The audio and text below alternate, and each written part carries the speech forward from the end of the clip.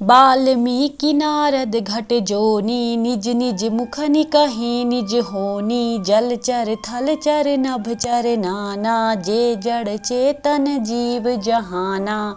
अर्थात वाल्मीकि जी, नारद जी और अगस्त्य जी ने अपने अपने मुखों से अपनी होनी कही है। जल में रहने वाले, जमीन पर चलने वाले और आकाश में विचरने वाले नाना प्रकार के जड़ चेतन जितने जीव इस जगत में हैं।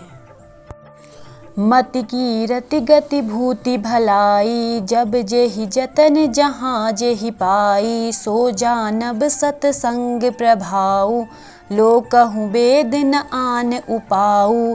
अर्थात इसका तात्पर्य है, उनमें से जिसने जिस समय जहाँ कहीं भी जिस किसी यत्न से बुद्धि, कीर्ति, सद्गति, विभूति और भलाई पाई है, सो सब सत्संग का ही प्रभाव समझना चाहिए।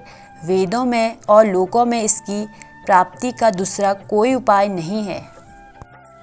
बिनु सत्संग विवेक न होई, राम कृपा बिनु सुलभ न सोई। सत्संगद मुद मंगल मूला, सो फल सिद्धि सब साधन फूला।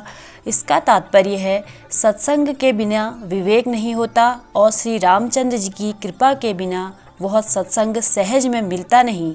सत्संगति आनंद और कल्याण की जड़ है। सत्संग की सिद्धि ही फल है और सब साधन तो फूल हैं।